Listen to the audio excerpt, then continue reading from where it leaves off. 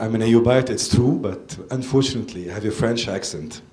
But I managed to moderate this panel. I'm very honored to chair this discussion with three remarkable panelists. The theme of our discussion, as you know, is AUB Made Me. It is a debatable question or statement for some of you, and it's a normal one for others. Does a university make us? Is AUB a common university? Is it home? Is it different? Many questions are going to be raised, many issues are going to be raised today with three panelists from various backgrounds. They're going to reflect on how AUB influenced their lives. Let us hear the opinions of Randa Slim, who is an independent consultant with extensive experience in dialogue and peace-building processes in the Middle East and Central Asia. She's the former vice president between 2005 and 2008 and executive director between 2002 and 2004 of the International Institute for Sustained Dialogue. Randa Slim has also been a senior program advisor at the Rockefeller Brothers Fund, a guest scholar at the United States Institute of Peace, and a program officer at the Kettering Foundation. She has consulted for a number of organizations, and she has earned her BS and MA degrees at the AUB and completed her PhD at the University of North Carolina. She has taught at Royal Roads University in Canada and at the American University of Beirut. She is the author of several studies, book chapters, and articles on mediation, conflict prevention, dialogue processes, and post-conflict peace building. She is currently working on a book about Hezbollah political evolution between 1985 and 2009. I'm honored also to present Dr. Fawaz Alabi. Dr. Alabi was born in Damascus and grew up in Lebanon, Beirut. He's professor, he was the founding provost and executive vice president for academic affairs of the King Abdullah University of Science and Technology, a graduate research university under development along the Red Sea in Saudi Arabia. Prior to assuming this position, he was a professor of electrical engineering and computer science at the University of Michigan, where he had also served as vice president for research between 1999 and 2005. He's a member of the National Academy of Engineering and serves on several scientific boards and commissions. Since joining the University of Michigan faculty in 1984, Professor Alabi has directed NASA-funded projects aimed at the development of high-resolution satellite radar sensors for mapping Earth's terrestrial environment. Over his academic career, he has supervised 115 highly motivated and talented graduate students.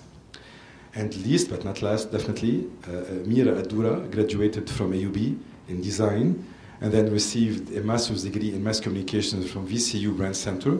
She was born in Alexandria, Egypt, but was raised in both Toronto and Beirut, which has always made her feel a part of both worlds. Having worked on 3 continents, so far, as she says, Mira finds it no big deal to hop to the other side of the globe for 48 hours. Mira is currently a senior creative art director at Wieden Kennedy. For the past 9 years, she has worked on accounts such as Nike, Coca-Cola, Target, and Belvedere Vodka. Her work has won many international awards. This session is going to be filmed, and afterwards anybody can view it on YouTube on the site of YAUB. 3 different generations, 3 different backgrounds, 3 different point of views. First of all, why did you choose to attend AUB? London. I have 2 answers to this question. I have the politically correct answer, which will be like, I looked around and, AUB was finally the choice of a long process of deliberation. And I have the real answer, which is less sexy and less politically correct. I had nowhere else to go. Basically, I entered the university in 1978 in the midst of a civil war, living in West Beirut at the time. You had a choice, either AUB or early career death. And so it was AUB, basically. And so the choice was there because, in a way, there was no choice. And I would like to say there was a choice, but there was no choice. In my case, I entered AUB in 1961 At the time, and this is still true, AUB is the most prestigious university in the entire Middle East. I dare say in Asia. And so the question of going to AUB was one of getting admitted into AUB. It wasn't whether AUB or something else. Fortunately for me, I had graduated from the International College, the high school right next door to AUB. And in those days, if you graduated from IC, you had an automatic admission into AUB. So I didn't even need to apply. My reason was a bit more emotional, and it goes back to, I started hearing about AUB when my father left Toronto, where me and my entire family was, I grew up in Toronto, so my father left Toronto to go back to Beirut to work for AUB during the Civil War. So I started hearing about it that way. He was a surgeon, or he still is a surgeon at AUB. And I started hearing about it, and then after 2 years of him being out there during the Civil War, my mom got tired of being a single mother, kind of, and picked up the pieces and went to Beirut. And AUB has always been kind of an emotional place for me, because that's where my dad worked, and whenever anything happened, that's what we ran to. And then, not only that, but I think it was my great-grandfather who graduated from the Faculty of Medicine also in 1881, which is only 4 years after AUB opened. So I think it just kind of goes back deep into my family. So I kind of had the choice to go abroad, because I ended up going abroad later, but I just thought I would stay where my family went, because I had an emotional connection to it. AUB definitely in the 60s is not the AUB in the 70s, nor the AUB in the 80s. And definitely the 90s witnessed the revival of AUB after 15 years of war. Professor Alabi, how do you recall the atmosphere at the American University of Beirut in the 60s? Well, before I answer that, I have to say I feel very privileged to be sitting here between two beautiful ladies, and in the presence of so many other AUBites with whom I share the privilege of having attended AUB and having been educated at AUB. So yes, I went to AUB in the early 60s. I was there from 61 through 64. The first year at AUB was a total transformation for me. It was sort of a sense of liberation. I had come from an environment from high school where everything was pretty prescribed, everything was well defined, into an environment where now suddenly I had options of what courses I could take. I remember very vividly a course we had to take that was called General Education. And at first, when looking at what we're supposed to cover there, and remember, I was to go into engineering, I ended up going to physics. So this general education course, it had writings by Descartes, by Magic Mountain, all of these pieces of literature. And my initial reaction was to poo-poo that. Why would an engineer and a scientist want to even get into that sort of stuff? But by the end of that year, I felt my entire thinking was getting transformed. I was starting to ask questions and pursue answers rather than, when I think of computers, the old style computers where you store information and then you retrieve it without any analysis. Today's computers are smart computers where they try to analyze and to think and to predict and to project into the future. And that's the transformation that I saw myself going into. And I think it's because of what we call the liberal education that AUB provided. Not liberal necessarily in the political sense, but liberal in terms of opening your eyes and your mind to the variety of things that exist. One more example, I don't want to monopolize time. One course I ended up taking was a course in comparative religions. Before that, I had a very narrow, defined view of what religion was, the one I grew up in, and sort of a very sketchy view of the other key religions. And for the religions like Buddhism and so on, I had no idea what they all stood for. By the conclusion of that course, I could see the similarities rather than the differences among those religions. And I can see the historical context, and I can see the connection to the society that they grew up in and so on. And all of that opened my mind to just a different way of looking at life. Rana, definitely you have joined the AUB during the toughest moments and the toughest years Lebanon has witnessed. Environment you lived in is totally different from the one Professor Alabi knew. And what do you recall mostly about that environment, and how it did really shape you? Different political party clashes, armies. It was really tough. It was very tough, especially that at the time I lived with my parents, and their house was in the southern suburbs of Beirut, very close to the Green Line. So every day I would drive from there to AUB back and forth, and many times, and that was the time when you did not have cell phones, so you did not know whether on the way back there will be bombs falling, and so it was tough. But despite everything, and we would study for exams at candlelight, or in shelters because there were bombing. And remember, I entered AUB in 1978. I left AUB in 1984 to go to the States, and the whole time Lebanon was engulfed in the civil war. And so the whole thing that you hear about student life, about parties, we missed all of that. At least I missed all of that, because I did not live in the vicinity of Hamra and AUB. I lived in the southern suburbs, and I had to go back every night. And, however, AUB, at least for my generation, and for me, I cannot speak for everybody, was very much like an oasis. Despite all that was around us, it was a place where you could go into the classroom and talk about Descartes, talk about Najib Mahfouz, talk about the reign of the great Catherine the Great, talk about, it transported you into days and ages and times, and gave you hope that there is better than what surrounded you. And that was extremely important for our sanity, for our well-being.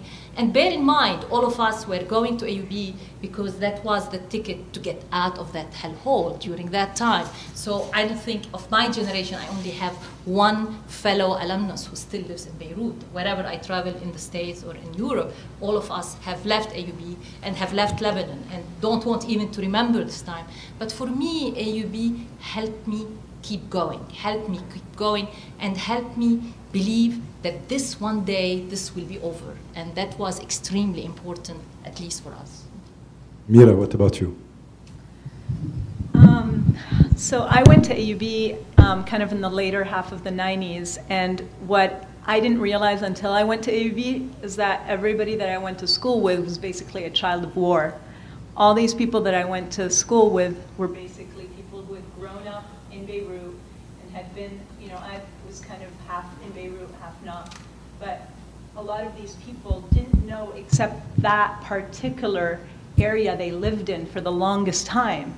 And a lot of them came to AUB, and suddenly it was almost like just a heaven kind of opened up.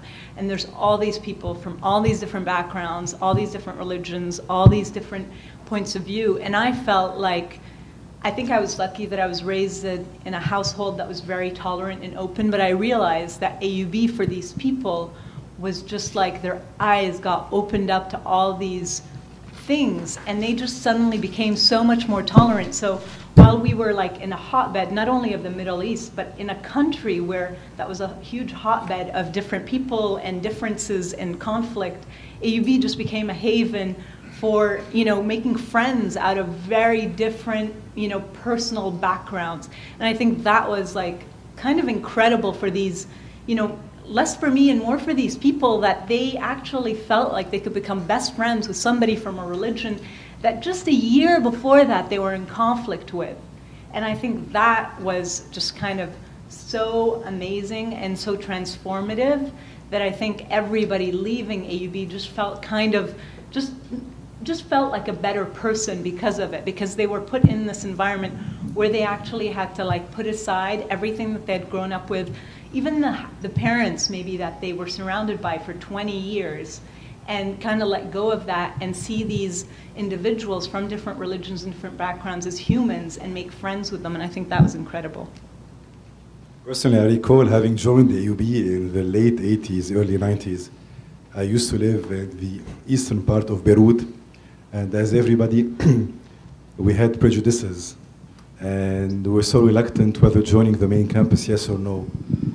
And we had to, because at the off-campus program, we had a huge problem when we had the war between the Lebanese forces and the Lebanese army. And when we joined the main campus, it was a big jeopardy for us.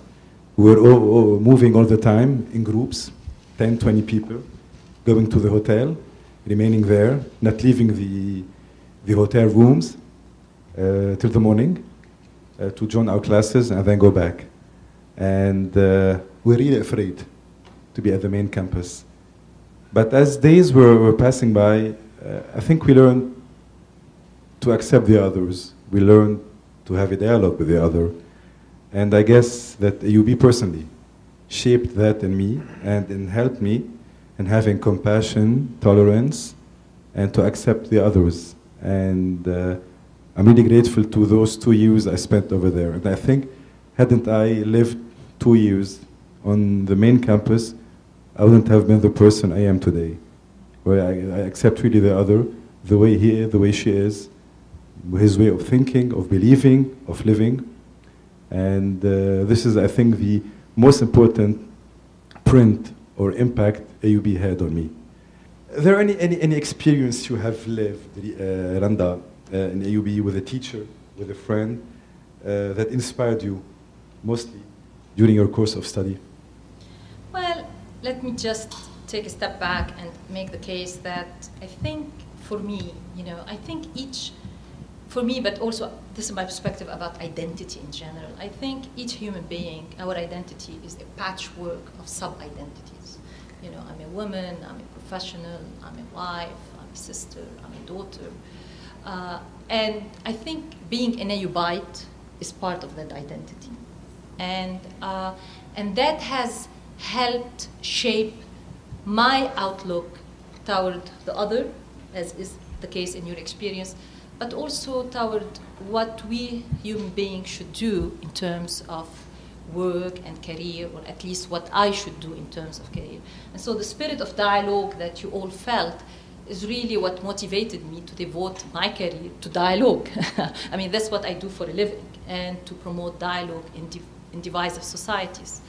There are 2 courses which have really shaped me a lot, and that's one social psychology course that I took with Dr. Lutfi Diab, in which I was introduced to whole theories of conflict and group conflict and negotiation, and that eventually gave me the drive to get into this whole field of peace building and negotiation, and introduces me to this whole world called conflict resolution, which at the time it was as a field still in its nascent stage, and now it's much, much more established than before.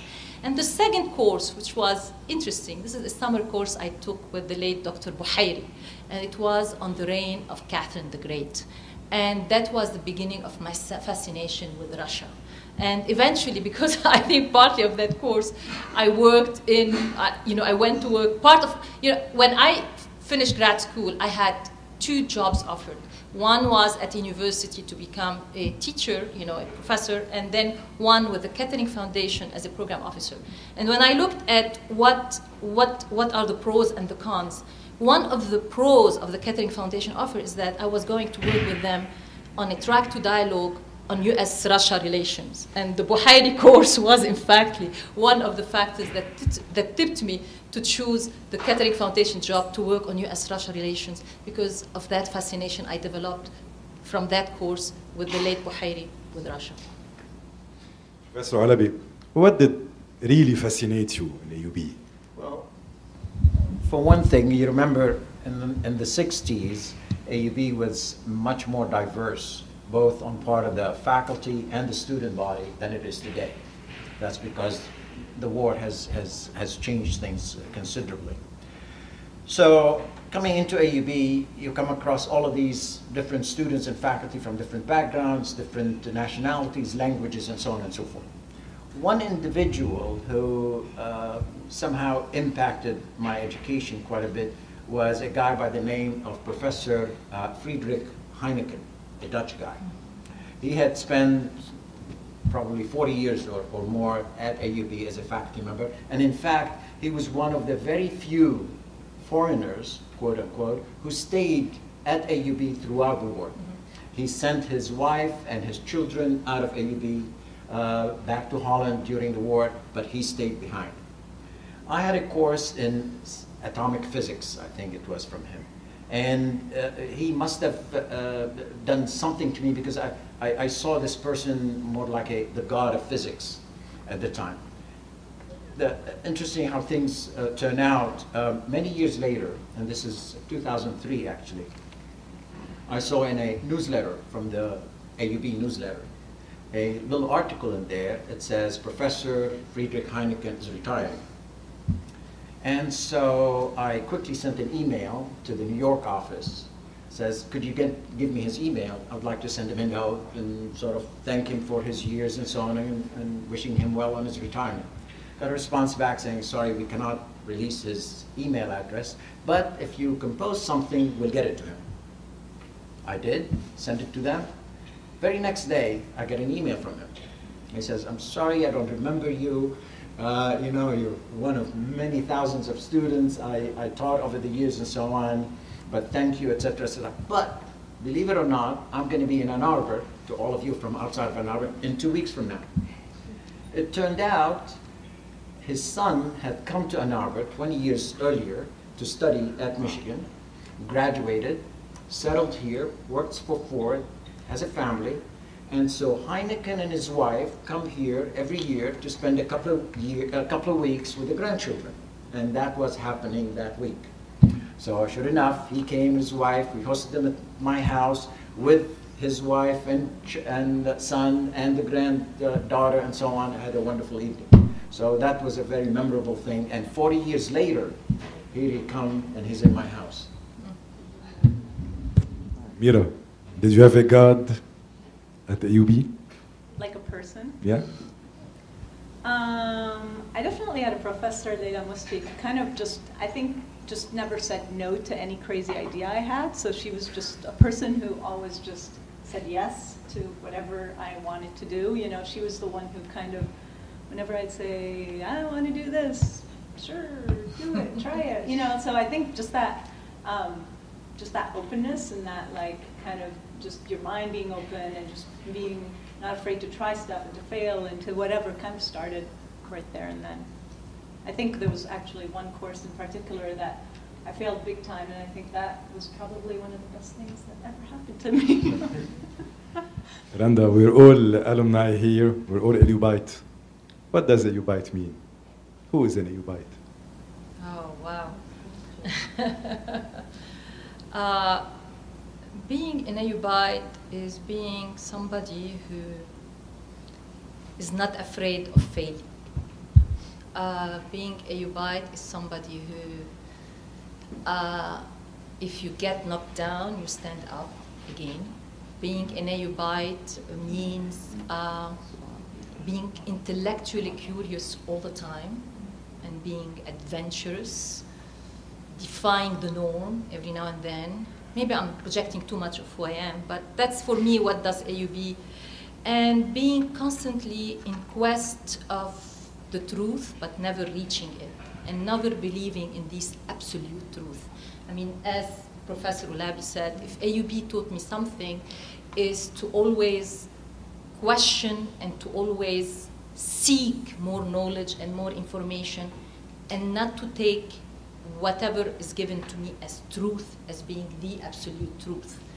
And so that's part of being an AUBite. Professor Alabi, how do you define AUBite? I think part of it, I will reiterate, there's the sense of self-confidence and can-do attitude. But beyond that, it's that we can think. I think that's a very, very important element of the transformation, at least for me, that happened to me. And thinking means you ask those questions and you pursue the answers to those difficult questions. And also a sense of reflection on what is the meaning of the universe. What is this physical universe like? Its elegance, its beauty, life as we know it. You know, all of these fundamental questions that don't have very easy answers, but nevertheless, they're beautiful questions to ask and to try and contemplate and respond to. As to what AUB means to me personally, I'll cite a little example. So 3 years ago, I wrote a book, and it's a textbook in my own specialty called electromagnetics. And if you open the second page on that book, it says, for educating me, I dedicate this book to the American University of Beirut. And for embracing me as one of its own, I owe much gratitude to the University of Michigan, two institutions that had, you know, that impacted my life in very positive ways. So AUB has been, you know, dear in my heart throughout my life and will always be there. Mira, you belong to AUB. You're an AUBite. I'm an AUBite. I think AUB combines American and Beirut, which I think is really interesting. I think if that university was somewhere else, it would just not be the same. I think Beirut has such a, you know, it's funny, we're in the US and, you know, there's a lot of preconceptions, you know, whenever I bring up, oh, I'm from Beirut, I get all these, like, people not knowing exactly how they should, you know, react or say to me. But it's, nobody, unless you've lived there, unless you've been there, you don't realize how special it is, and I think it does such an amazing way of combining American and openness and Western and Beirut, which is, for me, I've always thought of, obviously, some of my upbringing has a lot to do with this, but I've always thought American University of Beirut, my background, all of that has kind of helped me both have roots and really strong ones, but also have wings and just be able to kind of go out in the world and just flutter around and do stuff. And I think those are kind of the two most important things you could have as a human being, to just feel really anchored in that you belong somewhere, but also to feel free and feel like you could roam around the world and just land on your feet wherever you are. So, three of you made it. You succeeded. What do you remember? The moments of success. Randa. Well, I'm still trying to make it. So I'm still trying to learn. But always I remember AUB very fondly because I'm the first woman in my extended family to go to college. And that's thanks to AUB that I did that. And now I have, you know, everybody is in college, including Anis, who is at AUB in civil engineering. So AUB, even in those difficult days, you know, was a cultural oasis. It embraced me, embraced my generation, and taught me also, you know, humility, modesty, and so. But at the same time, it gives you this ambition, this unwavering ambition that you have to keep achieving more and more and more. And so my husband will tell you this is a sort of heartache for him, but it's something that I think I personally, for me, as an AUBite, and I think every AUBite might feel the same way, and I might be projecting, is that it's very hard for any AUBite to say, I made it, you know? I think you are always trying to make it. And in whatever we do, in our personal lives, in our professional lives, we are always in the process of making it. And by this, we are recreating ourselves. We are recreating our life. And that's something that is a blessing, and that it's hard to live with, but it's something that AUB, in my opinion, has taught me. Professor Alabi, your debut was in Beirut, and then you moved to Michigan. In moments of success, who do you remember?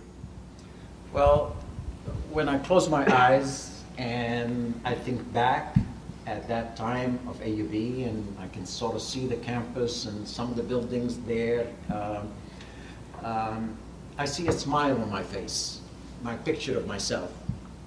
It was such an angelic time, if you like, in my life. And it gives me a source of pride and strength every time I'm trying to tackle whatever the next obstacle might happen to be. So it's a source of strength. That's what AUB is. Ras Beirut has changed. What do you mainly miss? I'm sorry, say that again? Well, Ras Beirut has changed. Right. What do you mostly miss? Uncle Sam. That's it? That's it. Ira, you're so young to talk about memories, of course. I don't remember. So much. We once slept on the street, on Bliss Street, because of a course I took. I don't know, there's so many memories. Like, we were taking this shop window design course, and we had to do a shop window of this. I don't even know if you guys remember it, but it's this little guy just before Faisal that literally sells everything under the sun. He sells everything from like a needle and thread and some socks and some men's underwear that are like, you know, just the typical kind of, everything's in his shop window, and we had to redesign it for him, and we actually slept like all night in front of his shop to redesign it. I don't know, little things like that, but I think even bigger than that, just kind of pulling out from the small courses, I think just my parents, Nahan, Ahmad, I just feel like I just don't think that there's anybody who supported me or gave me more than they did, and they just, everything was whatever I want to do, you know, like AUB, they, even though they both went there, it was like up to me if I wanted to go there or not, and you know, just the support that I got, and I think it was just furthered by AUB supporting me in a lot of things, but yeah. Randa, do you fear ups and downs, or do you think that no matter what happens, since you're an AUBite, you will always stand tall like a tree?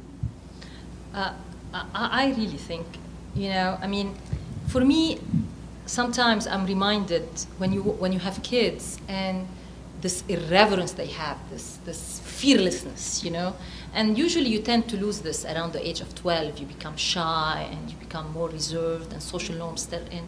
But I think there is always in each of us, and especially thanks to AUB, this fearlessness. You know, it's that stays with you somehow, and that pushes you to go to places like it did for me, to go to Tajikistan, Fergana Valley, Uzbekistan, work there in the midst of the conflict situation.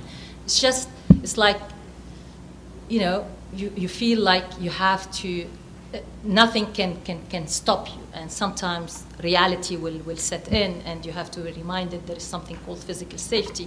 But this fearlessness, which somehow society tries to tamp down, is something that AUB nurtures.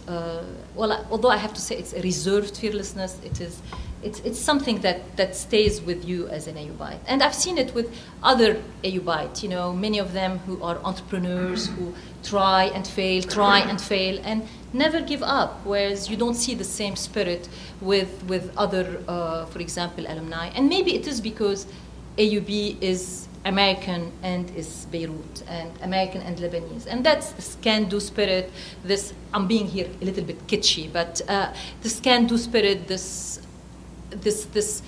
how to say, not being shameful, you know, ashamed of failing, not being ashamed of failing, is something that AUB, unlike other institutions in the Arab world where failing is equated with shame, is peculiar about and unique about. I totally agree. Like, just the whole American University of Beirut, the Beirut part, like how many times has Beirut gone down and gone back up again? Exactly. You know, like just that kind of becomes part of who you are. You're like, okay, I guess we'll just pick up the pieces. Exactly. Exactly. And start again. Yeah. You just, that just becomes part of who you are. Yes, and yes. you're not afraid of that because you just dealt with it your whole life. And it's always, for me, it's the best motivation, and my husband knows that well, is to tell me I cannot do it. If I cannot do it, then I'm going to do it.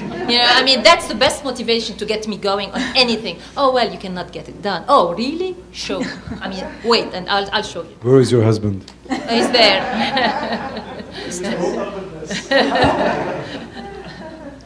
So, when the war started in '75, I was in the U.S. And of course, as the war went on, we were all concerned as to what's happening and so on. But the one place that it seemed like I was more concerned about its safety, even more so than the house I grew up in, was AUB, and the AUB campus. And in fact, in 77, so this is 2 years into the war, I flew to Damascus, and I went to Beirut for 1 day. And I just passed by the house that I had grown up in, but spent most of that day on the AUB campus, just walking around and making sure, yes, this building is still here, and this other structure is there, and whatnot, and then went back to Damascus and back to the US. It was sort of like, it was part of my identity that I had left behind, and I wanted to make sure it's still safe and it's still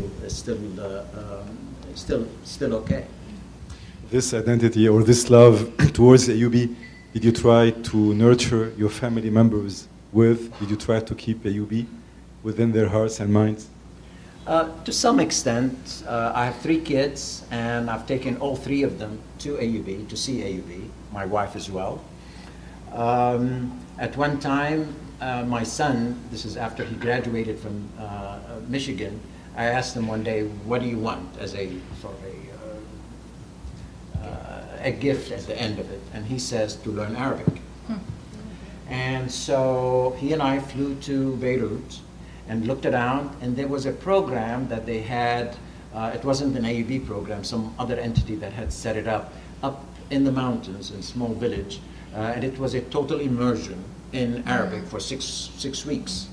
And so he participated in that, and what he tells me is there were about 20 kids, all from the US, and he says the first day when they all met, and they're all about the same age, 20s, early 20s, there's a lot of noise in the cafeteria, everybody's talking and so on, and the rule was, starting with the morning of the 3rd day, they could only speak Arabic.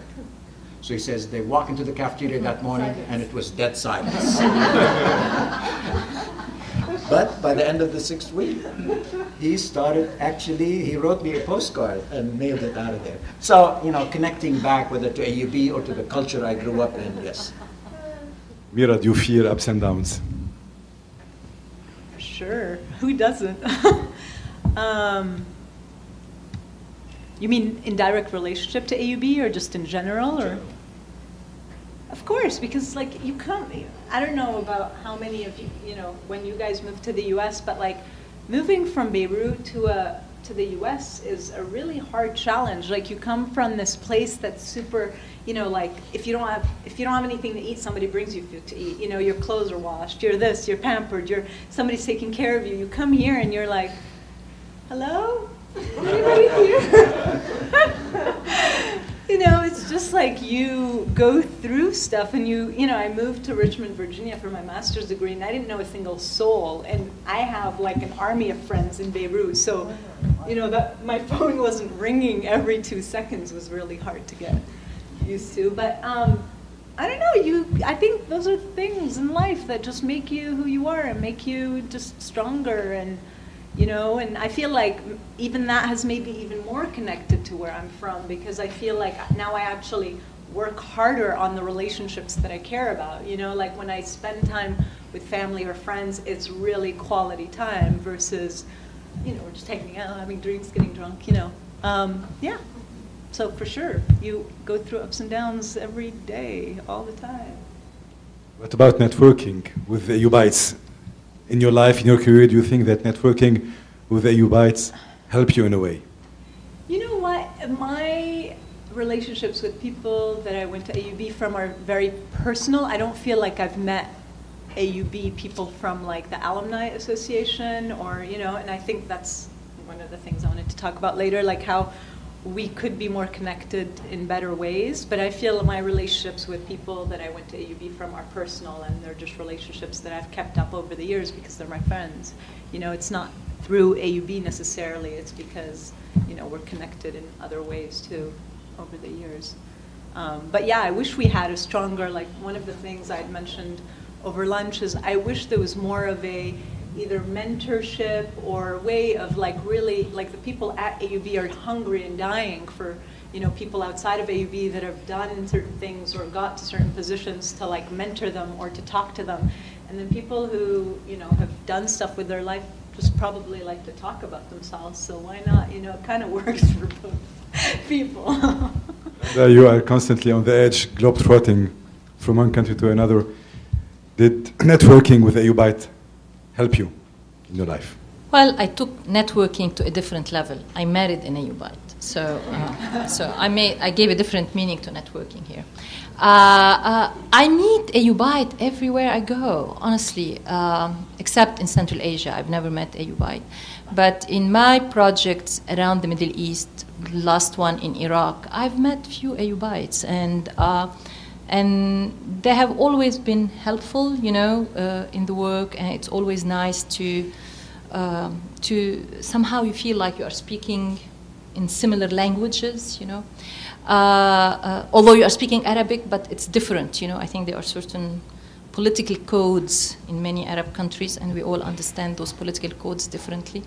But I have not, and this is my fault, I have not devoted time and effort to really reaching out, to be very honest. And this is my fault. It's lack of time, it's juggling work and family, I have not, you know, and it has been, although I feel that the relationship or my commitment to AUB is a moral commitment. And so whenever I'm called upon to do anything for AUB, I try to do it. And I will work very hard to get it done. But I have not reached out in a systematic way to be involved in alumni affairs. And this is a fault of my own, and I'm not laying the blame on anybody's doorstep, but it's just life, you know. It's matters of life. But wherever I've traveled in the Middle East, I have worked with AUBites, and it has always been a pleasant experience, really. Okay, I'll tell you two stories. So the first one is, it was at the end of my freshman year at AUB. There was a group of us that spent a lot of time together, all guys in this case. 16 of us decided to take a trip during the summer. And so we arranged it. We got on a ship from Beirut, went to Alexandria, and eventually ended up in Marseille, France. Got off the ship, got on a train, went through Paris, Calais, and then Dover over to London. Spent about a week and went back. This group of 16, having spent about 3 weeks together, day in and day out, sharing stories, which nightclubs, who went to where, and all the other things of someone who's 18, 19-year-old, stayed with us afterwards for many, many years. We kept in contact. And then about 10 years ago, we had sort of a reunion. And out of the 16, 11 were able to make it. Turns out the majority of those 16 had somehow ended up in the US. And so that's sort of we're talking about, the reunion was 30 years after we had been together at AUB.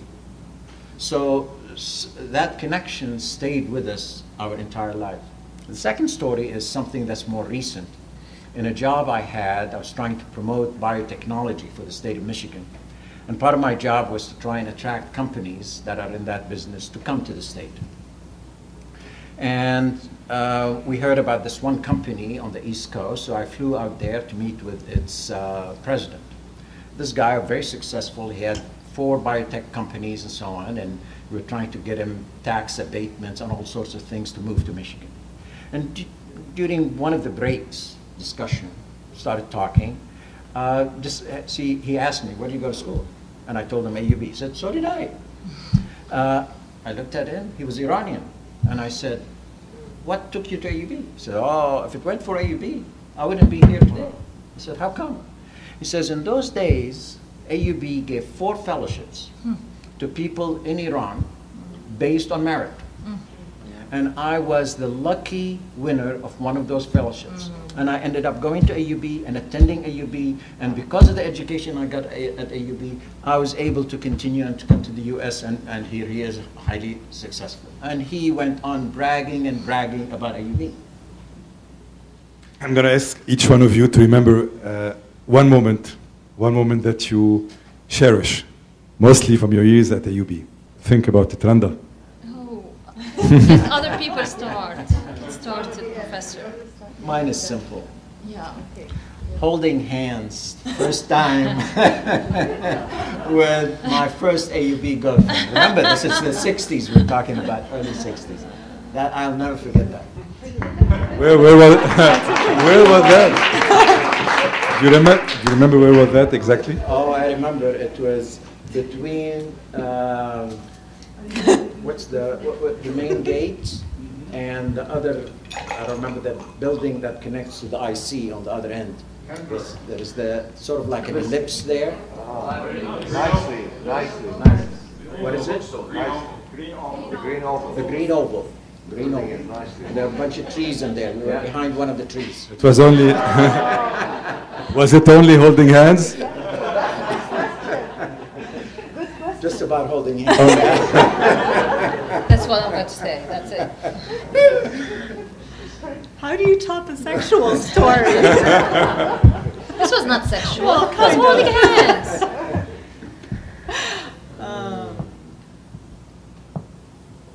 Nothing to remember? So much. How do you point it just down to one?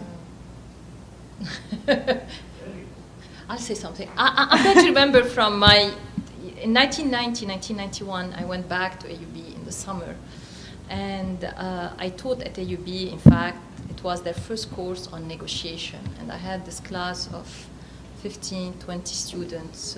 And the second year, we got a grant from USIP, the United States Institute of Peace, that enabled us to take the whole class to Cyprus and to bring professors from Harvard University, the program on negotiation at Harvard, to teach there that class. And that was a big deal. And for me, going back to AUB, even for 3 months or for 2 months, I forgot how long was it, to teach at AUB, for me that was achievement. Everything else pays compared to this. Yeah. You just reminded me of a story. So my last year at AUB, we one of our main professors, who actually started the design program there, had a conference that she was supposed to go to. And because it was our last year, we were really tight as a class. We were only like 17 people in the class, and we were really attached to this one professor. And when she got this thing to go to this conference in Turkey, we wanted to come along. She asked if we could come, and they said, no, maybe you could take 2 or 3 people. She came back to us. They would only take 2, 3 people. We're like, absolutely not. It's either all or nothing. So I don't know how we made it work, but we got a really good travel deal. We shared beds. We did everything. And she took 17 students with her to this conference. And it just so happened she was also going through a tough time with her father being sick and everything, and it was her birthday.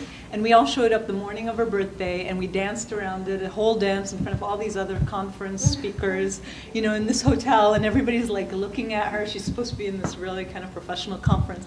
She has 17 students dancing around with throwing flowers in the air and everything. And I don't know, I think that was like a really kind of fun going away kind of trip. And then we even found a little mascot, and it was a little baby chick that we tried to smuggle back into Beirut.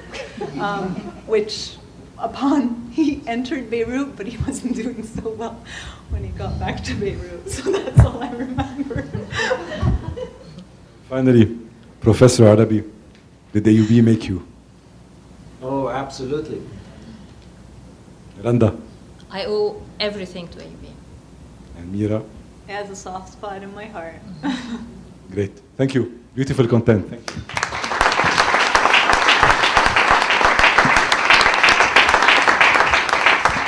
We're going to open the door to questions and answers. If you got any question. This is really a comment for Professor Ulabi. You mentioned something, a statement made by you about the diversity that AUB had in the 1960s, both on the student level as well on a faculty level. I think part of the role that AUB played as a leadership in the region and in the country is due very much to the fact that it had a diversity in its student body and its faculty like no other institution probably of higher learning in the entire region. And I think if we can refocus now, and as a call for Dr. Dorman and for Richard, who just started his job a month ago so passionately and got his feet very wet, I think if we can refocus and get that diversity again among students as well as professors. And it's a call also for AUB that can very much help in that and put it on the agenda to help and assist the university to recruit professors and students from all over. That is the Arab countries, that is the United States, Europe, Asia, and Africa. Then AUB will become, again, the leadership. It's probably the leader now among other institutions, but it will be untouchable if we can regain that diversity. Thank you.